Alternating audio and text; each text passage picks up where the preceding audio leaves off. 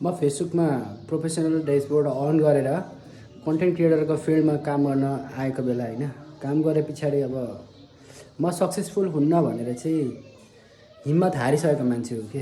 तर मलाई एकजना मान्छेले यस्तै हिम्मत दिलाउनु भयो होइन, जसले चाहिँ मेरो अहिलेसम्ममा फलोवर पनि बढिरहेको छ, प्लस भ्युजहरू राम्रै आइरहेको छ होइन, लाइक कमेन्ट राम्रै आइरहेको छ। बस उहाँहरूकै दुवाले गरेर हो। र उहाँ चाहिँ हुनुहुन्छ मेरो उमेर राणा दादा। उहाँ चाहिँ मेरो धेरै एकदम दिलको करिब हुनुहुन्छ होइन, किनभने म उहाँलाई आफ्नै, हुन त हाम्रो रगतको नाता त छैन, तर मनदेखिबाटै म आफ्नो दादा मान्छु क्या उसलाई। दादा भाउजू दिदीहरू धेरै हुनुहुन्छ, धेरै मान्छेहरूलाई उहाँले चिन्जान गराउनु भयो र मेरो धेरै फेसबुक फ्यामिलीहरूसँग जोडाउनु भयो र जोडिनु पनि भयो होइन।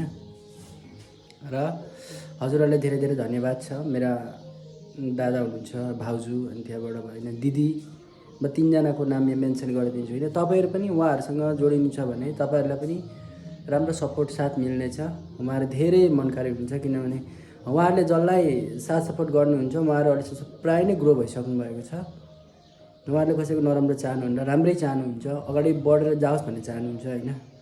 किनभने गाइस तपाईँहरू पनि जोडिनु होला।